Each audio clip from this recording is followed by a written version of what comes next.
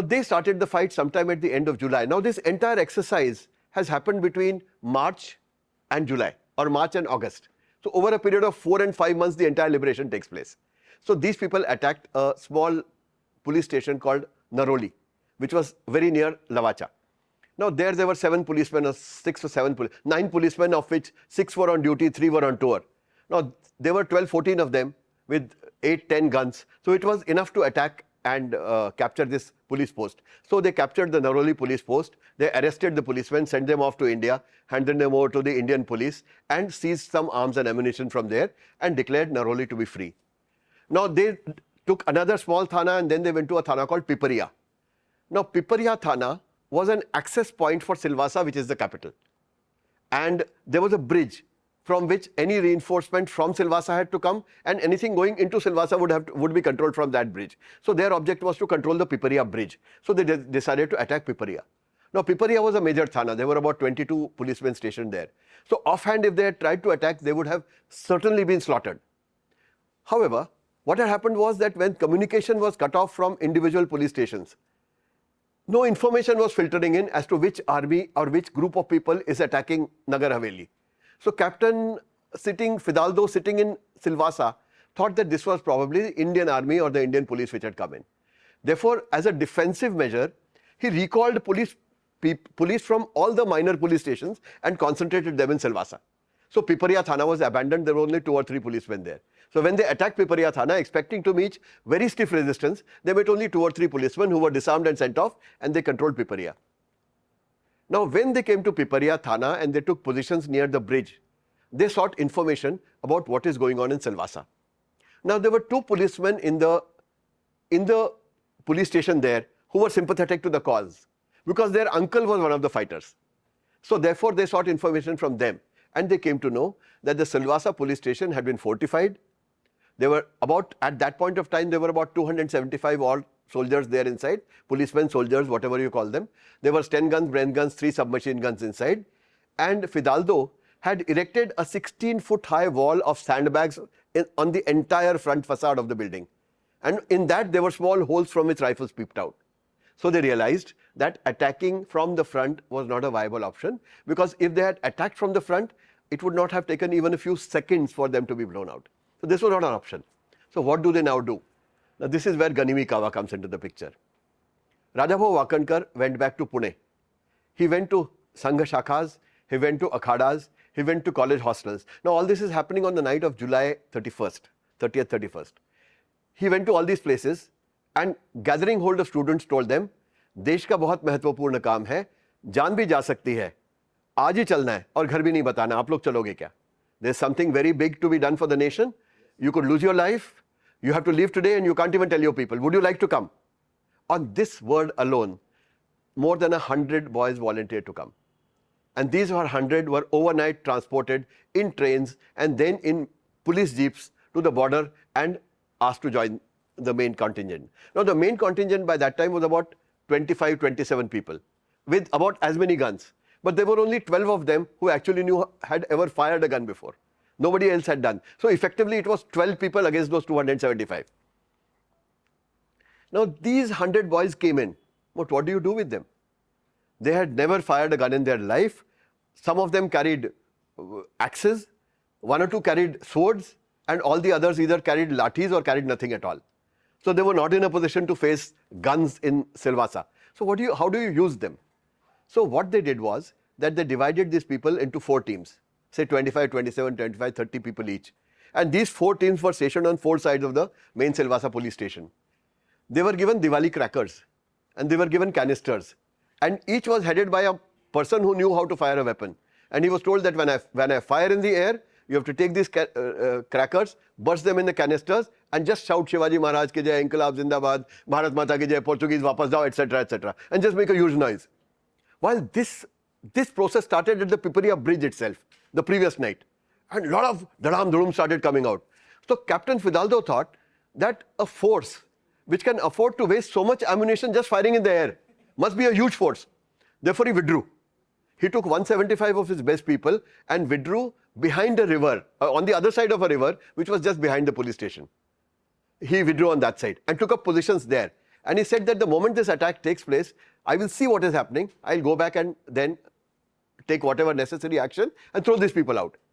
Then, as the next day dawned, early in the morning, these people amassed around Silvassa, and this whole process of bursting crackers started. Now there were only 75 policemen left inside, and their morale was very, very low for the simple reason that their leader had run away. So if the leader has run away, the policemen are having very low morale. And they were all facing the front, because that is where the sandbags were and that's where the noise was coming from. So as the noise escalated, the 12 people who could actually handle arms went to the back of the police station, climbed up a fire escape, went to the roof and jumped into the first floor balcony from behind. And there were only 8 or 9 policemen posted there. One was bayoneted, one's arm was cut off, one was shot. Minor skirmishes took place. And these people actually approached the 75 people from behind. And when they attacked from behind, the 75 who were already panicked surrendered. One of the reasons for surrendering was that one of these people who had jumped in went to the ground floor and opened the rear door of the police station, which was a huge wooden gate. And this entire Shivaji Maharaj Ke Jai Inqilab Zindabad brigade came in from behind. And when they rushed in, these people thought that there may be hundreds of soldiers are coming. So they put their weapons down and Silvassa was liberated. Now this happened on the 2nd or 3rd of August. The captain standing on the other side actually saw what was happening. So he knew there is no army in this. There are just a couple of armed guys and there are mostly unarmed guys. So he told his soldiers, wait here tonight. Tomorrow morning we'll go and ensure that they are wiped out and we'll take our territory back. Here, Providence intervened. There were heavy rains. And because of the heavy rains, the river Daman-Ganga contracted a flash flood. There was a huge flood. And the force became so much that the captain was unable to come on this side. He stood there for 3 days. These people stood there hungry for 3 days, facing each other, but unable to do anything.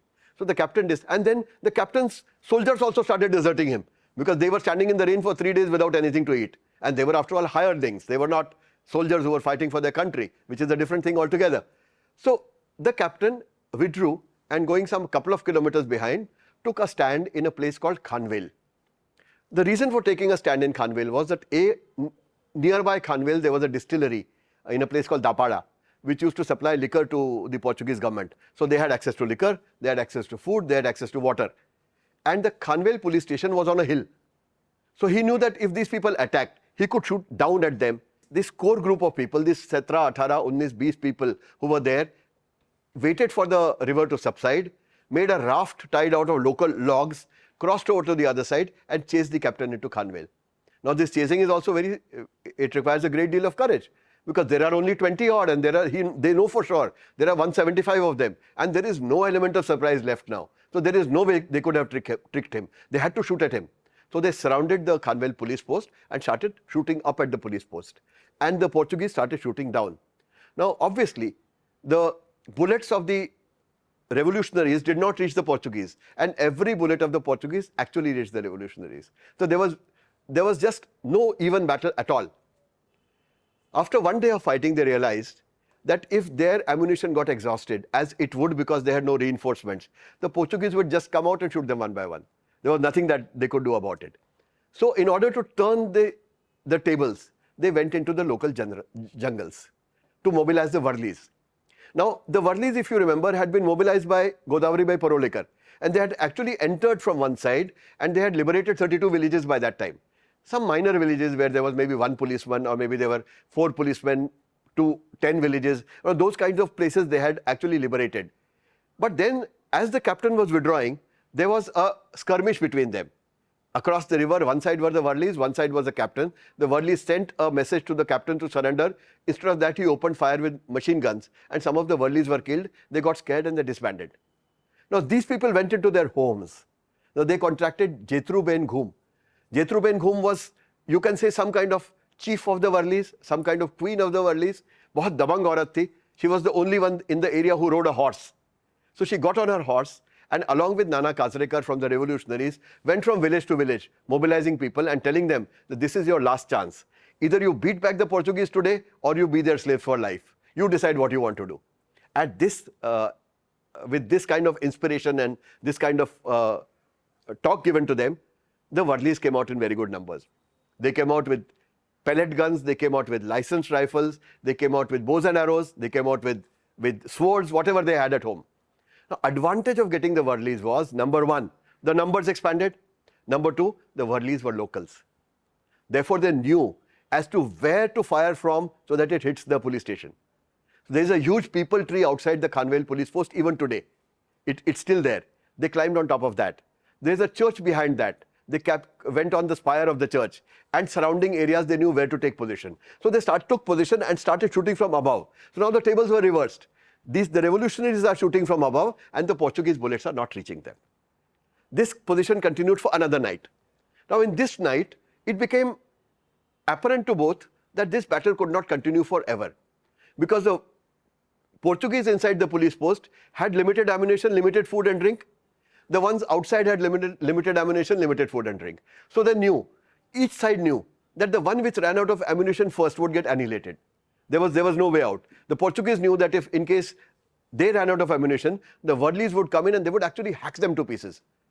And the revolutionaries knew that if they ran out of ammunition and the Portuguese came out, the Warlis might just run away or go away or be slaughtered, and they would be slaughtered too. So it was time for peace. Now this is where the governor in Daman sent an unofficial emissary to the Indian government and said, if you allow our people to retreat back into Indian territory and be arrested, we will hand over the territories to your people who are there. So with this, a mediator was appointed. There was one Bhagubai Bhandari. Now this Bhagubai Bhandari actually was a smuggler. He used to smuggle liquor and gold into the area.